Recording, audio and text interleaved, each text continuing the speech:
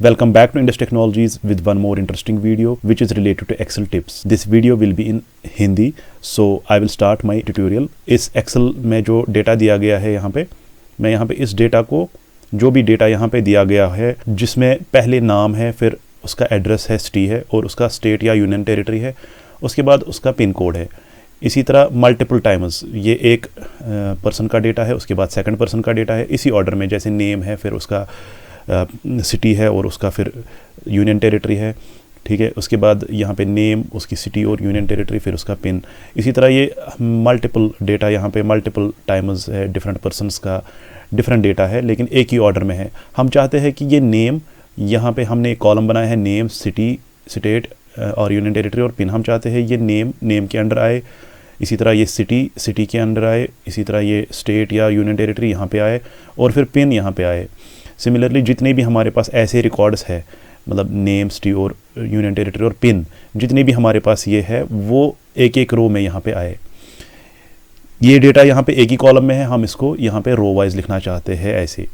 सो हम क्या कर रहे हैं, 4 रो जो है 1 2 3 4 रोज़ को हम यहाँ पे एक ही रो में लिखना चाहता हूँ 4 कॉलम्स करके। इसी तरह नेक्स्ट 4 को मैं यहाँ पे दूसरे सिंगल रो में लिखना चाहता हूँ कॉलम वाइजली। इसी तरह यहाँ पे जो तीसरा है, इसी तरह इसको भी एक ही रो में लिखना चाहता हूँ कॉलम वाइज। इसको आप यहाँ पे ट्रांसपोज जो प्रॉपर्टी है उससे ही कर पाएंगे, लेकिन ट्रांसपोज आपका 1 टाइम चलता है। जैसे मैं यहाँ पे अभी आपको शो करूँगा, जैसे मैं यहाँ पे इसको अभी डिलीट करूँगा, तो मैं चाहता हूँ इसको मैं यहाँ पे ट्रांसपोज कैसे करूँ। मैं यहाँ पे इसको सिंपली सिलेक्ट करके, मैं इन सेल्स को सिलेक्ट करके यहाँ पे कॉपी करूँगा। तो यहाँ पे मैं कॉपी कर रहा हूँ और यहाँ पे मुझे पेस्ट स्पेशल में जाना है। पेस्ट ऑप्शंस में जाके यहाँ पे ट्रांसपोज वाला ऑप्शन क्लिक करना है। या तो मैं ऐसे करूँगा तो ये आपका आ गया, लेकिन ये एक ही आ गया, तो आपको एक एक करके ढूंढना पड़ेगा और यहाँ पे पेस्ट करना पड़ेगा। तो मैं इसको यहाँ पे एक साथ 1 टाइम करना चाहता हूँ, तो उसके लिए मैं मैक्रो का यूज़ करूँगा। तो यहाँ पे आप जो ये कॉलम वाइज यहाँ पे कॉलम्स में से डेटा उठा के यहाँ पे रो वाइज लिख रहे हो, ये एक ही तो नहीं है, ये हमारे पास मल्टीपल है। तो मैं चाहता हूँ ये जितने भी हमारे पास हो, ये कितने भी नंबर्स जहाँ पे भी हो, यहाँ पे जितने भी नंबर्स हो, जितना भी डेटा यहाँ पे हो, वो 1 टाइम में सारा एक साथ यहाँ पे आ जाए। तो उसके लिए मैं क्या करूँगा, उसके लिए मैं मैक्रो का यूज़ करूँगा। तो जैसे मैंने यहाँ पे मैक्रो ऑलरेडी बनाया है, मैं आपको पहले दिखाऊंगा, इसके बाद मैं मैक्रो नए से इसमें इंसर्ट करूँगा। तो मैंने यहाँ पे ऑलरेडी इस चीज़ को मैक्रो में बनाया। तो मैं क्या कर रहा हूँ, जो मेरे पास मैक्रो पड़ा हुआ है वो ये है। तो यहाँ पे मेरे पास मैक्रो जो है, मैक्रो 8 मैंने बनाया हुआ है। अगर मैं इसको रन करूँगा, यहाँ पे भी कोई भी डिटेल नहीं है। जब मैं इसको रन करूँगा, ये सारी डिटेल्स 1 टाइम यहाँ पे आ जाएंगी। मैं यहाँ पे रन करूँगा, तो यहाँ पे मैंने जब इसको रन किया तो एक एक करके ये नाम यहाँ पे आ गए और जो भी यहाँ पे है, जो भी यहाँ पे डिटेल्स है, एक एक करके ये अपने अपने रेस्पेक्टिव जो इसके रोज़ है वहाँ पे आ गई। तो मैं इस चीज़ को आपको प्रैक्टिकली यहाँ पे करके दिखाता हूँ। तो यहाँ पे मैं एक नई एक्सेल फाइल खोलूँगा और मैं ये जो मेरे पास डेटा पड़ा हुआ है, पुरानी शीट में जो मेरे पास डेटा पड़ा हुआ है, इसको मैं यहाँ पे कॉपी करूँगा, जो मेरा एक कॉलम में। तो यहाँ पे मैं जाके ब्लैंक फाइल खोल के यहाँ पे इसको पेस्ट करता हूँ। ये हमारे पास डेटा है, हम चाहते हैं कि हम इसको रो वाइज यहाँ पे लिखें। यहाँ पे मैं लिखूँगा सबसे पहले नेम, फिर सिटी, फिर लिखूँगा स्टेट और यूटी, फिर लिखूँगा यहाँ पे पिन। तो ये मेरी हेडिंग्स बन गई यहाँ पे। इनको मैं थोड़ा सा बोल्ड करूँगा इधर और इनको थोड़ा सा बड़ा करते हैं और सेंटर अलाइन करते हैं। तो ये हेडिंग्स आ गई। अब चाहता हूँ मैं कि ये एक एक करके यहाँ पे रोज़ में आ जाए। तो उसके लिए मैं क्या करूँगा, मैं पहले वाले जहाँ से मैं स्टार्ट करना चाहता हूँ, जो कि मेरा फर्स्ट नेम है, वहाँ से मैं स्टार्ट करूँगा। सबसे पहले मैं एनेबल करूँगा यहाँ पे सबसे पहले मैं इंश्योर करूँगा कि मेरे यहाँ पे डेवलपर ऑप्शंस जो है वो है यहाँ पे। तो मैं क्या करूँगा, फाइल में जाके यहाँ पे मोर पे जाते हैं और यहाँ पे ऑप्शंस पे जाते हैं। तो मैं डेवलपर टैब लाना चाहता हूँ, इसको मैं कस्टमाइज रिबन करूँगा। कस्टमाइज रिबन में यहाँ पे ऑल टैब्स पे जाऊँगा। यहाँ पे मैं इंश्योर करूँगा कि ये डेवलपर टैब जो है यहाँ पे, ये डेवलपर टैब जो है ये चेकड है। जब मैंने इसको चेक किया और मैं यहाँ पे इसको ओके पे प्रेस करूँगा, तो आपके यहाँ पे क्या आएगा, डेवलपर टैब आएगा। अगर आप यहाँ पे देखेंगे तो ये आपका डेवलपर टैब यहाँ पे आ गया। अब मैं डेवलपर टैब पे क्लिक कर रहा हूँ, यहाँ पे मैं रिकॉर्ड मैक्रो करूँगा। तो सबसे पहले मैं क्या करूँगा, पहली वाली एंट्री पे मैं क्लिक करके रखूँगा, सेल सेलेक्ट करके रखूँगा। इसके बाद मैं रिकॉर्ड मैक्रो करूँगा। तो रिकॉर्ड मैक्रो का यूज़ करने से पहले मैं रिलेटिव रेफरेंस को ऑन करूँगा। इसको मैं क्लिक करता हूँ तो मेरा रिलेटिव रेफरेंस जो है ऑन है। रिलेटिव रेफरेंस से क्या होता है, रिलेटिव रेफरेंस से ये होता है जब मैं इन वाली सेल्स पे काम करता हूँ तो ये मैक्रो इसके लिए रिकॉर्ड हो रहा है। तो जब मेरा लास्ट में यहाँ पे होगा सिलेक्टेड सेल ये होगी तो फिर ये इसी सेल को पहली सेल समझ लेगा। तो इसीलिए हम रिलेटिव रेफरेंस का यूज़ करते हैं। तो यहाँ पे मैं रिकॉर्ड मैक्रो पे क्लिक करता हूँ। मैक्रो का नाम मैं दूंगा यहाँ पे कॉलम राइटिंग। आप कोई भी नाम दे सकते हैं, मैंने ऐसे कोई नाम दे दिया। तो यहाँ पे कॉलम राइटिंग नाम से मैक्रो अब जो है वो रिकॉर्ड हो रहा है। तो यहाँ पे क्या करूँगा, मैं यहाँ पे इन सब को मैं सिलेक्ट करूँगा। आपको करना क्या है, बीच में ये प्लस जो आ रहा है बीच में, इसको ड्रैग करके इसको सिलेक्ट करके नीचे प्रेस करना। या तो आप शिफ्ट प्लस एरो की से भी नीचे प्रेस कर सकते हो। इसको कंट्रोल सी करके आपको कॉपी करना है और यहाँ पे जाना है आपको, और यहाँ पे आपको कंट्रोल वी नहीं करना है, यहाँ पे आपको सीधे करना है राइट क्लिक। यहाँ पे आपको पेस्ट, यहाँ पे ये वाला ट्रांसपोज वाला क्लिक करना है। और जब मैं यहाँ पे ट्रांसपोज वाला क्लिक करूँगा, ट्रांसपोज का मतलब है जो यहाँ पे रो, क्योंकि हम ट्रांसपोज ही करना चाहते हैं लेकिन हम एक ही बार करना चाहते हैं, क्योंकि हमें वरना ऐसे ही एक एक करके सिलेक्ट करना है। तो यहाँ पे पेस्ट करना है। तो मैं क्या चाहता हूँ, मैं एक पे करूँ तो फिर मैक्रोस की वजह से सब पे हो जाए। तो फिलहाल मैं एक पे ही ट्रांसपोज करता हूँ, क्योंकि मैं रिकॉर्ड कर रहा हूँ, वो फिर मैं ऑटोमेट करूँगा सभी के लिए, सभी एंट्रीज़ के लिए। तो मैं यहाँ पे ट्रांसपोज वाला पेस्ट करूँगा। तो यहाँ पे ट्रांसपोज वाला पेस्ट हो गया। इसको थोड़ा सा सेटिंग्स ठीक करते हैं। यहाँ पे आ गया ट्रांसपोज करके, ये वाली डिटेल यहाँ पे आ गई। इसके बाद मैं क्या करूँगा, इसके बाद मैं इस वाली सेल को सिलेक्ट करूँगा और मैं यहाँ पे अपने मैक्रोस को जो है स्टॉप करूँगा इधर। तो मैं यहाँ पे स्टॉप रिकॉर्डिंग करूँगा।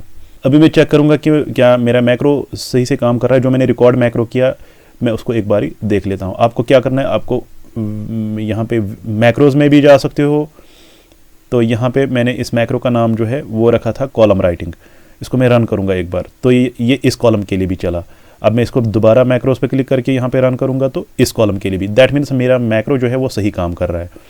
अभी मैं क्या करूँगा, अभी मैं इसको डिलीट करूँगा। फिर से यहाँ पे जाता हूँ। अब मैंने जो मैक्रो यहाँ पे रिकॉर्ड किया उसको मैं एक बार फिर से व्यू करता हूँ। मैं मैक्रो पे क्लिक करता हूँ। ये मेरा कॉलम राइटिंग वाला जो मैक्रो है, मैं चाहता हूँ ये एक बार सब, एक ही बार क्लिक करने से, जब मैं इस पर क्लिक करूँगा, रन करूँगा इसको, ये सब पे आ जाए, क्योंकि मुझे यहाँ पे एक एक करके क्लिक करना पड़ता है। आप इसके लिए बटन भी बना सकते हैं, लेकिन मैं चाहता हूँ कि विदाउट बटन मैं इसी पे क्लिक करूँगा तो एक बार ही सबकी डिटेल लेगा यहाँ पे।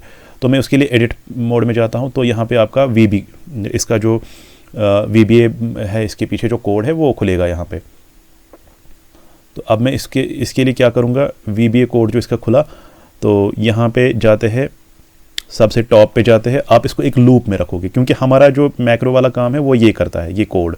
मैं इस कोड को लूप में डालता हूँ जब तक इसको खाली सेल नहीं मिलेगी। खाली सेल इसको कहाँ पे मिलती है, मैं यहाँ पे आपको शो भी दिखा भी सकता हूँ कि खाली सेल कहाँ पे मिलती है। खाली सेल आपको यहाँ पे मिलती है। इसके बाद जब ये आता है, जब ये यहाँ से लेके यहाँ तक कॉपी करेगा और यहाँ पे पेस्ट करेगा, उसके बाद ये इस वाली सेल पे जाता है, तो यहाँ पे इसको खाली सेल मिलती है। तब तक इसको कोई भी खाली सेल नहीं मिलती है। तो यहाँ पे मैं इसी पे जाऊँगा जो इसका कोड है यहाँ पे। तो इसको मैं यहाँ पे कोड में इसको मैं यहाँ पे एक थोड़ी सी लाइन लिखूँगा। यहाँ पे मैं लिखूँगा डू अनटिल। मैं एक्चुअली यहाँ पे कोड लगा रहा हूँ, UNTIL, do until is empty. तो यहाँ पे कौन सी चीज़ एम्प्टी यहाँ पे मिलनी चाहिए, खाली, दैट मीन्स एक्टिव सेल। कोई एक्टिव सेल होगी जो भी सिलेक्टेड सेल है। तो अगर उसको एम्प्टी मिलती है, इज एम्प्टी फंक्शन क्या करेगा, उसको देखेगा वो एम्प्टी तो नहीं है। तो मैं यहाँ पे लिखूंगा एक्टिव सेल। तब तक ये करते रहो, ये वाले स्टेप्स तब तक करते रहो जब तक आपको एम्प्टी सेल नहीं मिलेगी। तो इस लाइन का वही मतलब है। मैं इसको थोड़ा सा लेफ्ट लिख लेता हूँ और इस लूप को मैं यहाँ पे एंड करूँगा। तो एंड करने के लिए मुझे लिखना है LOOP, लूप। तो ये लूप एंड हो गया। अब मैं इसको एक बारी कोड को बंद करता हूँ। अब यहाँ पे इसी मैक्रो को, जो मैंने भी मैक्रो किया उसको मैंने एडिट भी किया, इसकी कोडिंग में चेंज इसकी थोड़ी सी। अब इसको रन करता हूँ तो ये सारे लिख रहा है खुद ही। इसने एक एक करके सारा लिख दिया, एक एक करके सारे नाम इसने लिख दिए। अब मुझे क्या करना है, मेरा काम हो गया। अब बस मुझे ये खाली स्पेसेस जो है यहाँ पे रिमूव करने हैं। ये भी मैं मैक्रो से ही रिमूव करूँगा। मैं यहाँ पे एक काम करता हूँ, मैं अभी कुछ भी नहीं करता हूँ, मैं यहाँ पे रिकॉर्ड मैक्रो करता हूँ। और इस मैक्रो का नाम मैं रखूँगा रिमूव ब्लैंक। आप कुछ भी रख सकते हैं, मैंने रिमूव ब्लैंक रखा। इसमें आपको रिलेटिव रेफरेंसेस ऑफ ही रखना है। इसको मैंने क्लिक किया, ये पहले सिलेक्टेड था, अब मैं इसको वापस अनसेलेक्ट करता हूँ। रिलेटिव रेफरेंस नहीं चाहिए इसमें। हम क्या करेंगे, इन सभी कॉलम्स जहाँ पे हमारा डेटा है इनको सिलेक्ट करते हैं। Ctrl+G प्रेस करता हूँ मैं। Ctrl+G मैंने प्रेस किया और यहाँ पे स्पेशल में जाना है और यहाँ पे मिलेगा आपको ब्लैंक्स, इस पर क्लिक करना है, ओके करना है। तो आपके पास जो भी ब्लैंक सेल्स बीच में है वो सारे सिलेक्ट हो जाएंगे। अब इनको डिलीट करना है। आपको क्या करना है, राइट क्लिक करना है किसी भी सेल को, जो भी हमने सिलेक्ट किया, जो भी सिलेक्शन है, किसी भी जगह राइट क्लिक करना है, यहाँ पे डिलीट करना है। और डिलीट में यहाँ पे क्या करना है, शिफ्ट सेल्स अप, ओके। तो ये सारी सेल्स जो है शिफ्ट हो गई। अब मैं यहाँ पे कहीं पे भी क्लिक करूँगा। इसके बाद मैं क्या करूँगा, स्टॉप रिकॉर्डिंग करूँगा। अब मैं यहाँ पे मैक्रोज में फिर से जाता हूँ। अब मैं यहाँ पे सारा जो है ये डिलीट करता हूँ पहले। अब मैं यहाँ पे क्या करूँगा, यहाँ पे मैक्रोज में जाऊँगा। अब मेरे पास दो मैक्रोज है, एक तो ये है और ये है। मैं एडिट में जाऊँगा, एडिट में मेरे दोनों मैक्रोज शो हो जाएंगे। ये आपका पहला मैक्रो है जिसमें हमने लूप भी लगाया था, ये आपका दूसरा मैक्रो है। ये जो दूसरा मैक्रो है जो इसमें काम हो रहा है उसको मैं यहाँ से कट करूँगा। उसको कहाँ पेस्ट करेंगे, इस लूप, जो ये लूप यहाँ से यहाँ तक पहला वाला मैक्रो जो है उसी में पेस्ट करते हैं, लूप के बाद यहाँ पे पेस्ट करते हैं। तो मैंने इसको यहाँ पे पेस्ट किया। करना क्या है, नीचे जो हमारा दूसरा मैक्रो था इसको हम डिलीट ही कर देंगे यहाँ से। तो हमारे पास अब एक ही मैक्रो रह गया, इसको बंद करते हैं। अब मैं यहाँ पे मैक्रोज में जाता हूँ, हमारे पास वही एक मैक्रो है कॉलम राइटिंग। जब मैं इसको रन करूँगा ये खुद ही कॉलम्स में इन डेटा को कॉलम वाइज, रो वाइज और कॉलम वाइज लिखेगा और फिर क्या करेगा, खुद ही इनकी स्पेस भी कम करेगा। रन करके देखते हैं, ये खुद ही आ गया, सारा काम इसने ऑटोमेटिकली किया। ये मैंने दिखाया कि हम कैसे इस जो अनसॉर्टेड वे में डेटा है, जो हमारे पास अनप्रोसेस्ड डेटा है, उसको कैसे हम प्रोसेस्ड वे में लिख सकते हैं, अच्छे तरीके से कॉलम वाइज और रो वाइज लिख सकते थे। माइक्रोसॉफ्ट एक्सेल में जो मैक्रो है वो बहुत ही एडवांस चीज़ है और इससे हम बहुत ज़्यादा काम जो है, बहुत ज़्यादा जो हमारे पास टाइम टेकिंग जो है टास्क, उसको हम बहुत ही जल्दी कर पाते हैं। तो आगे आने वाले ट्यूटोरियल्स में मैक्रोज पे मैं और वीडियो डालने वाला हूँ। Thanks for watching and don't forget to subscribe our channel Indus technologies.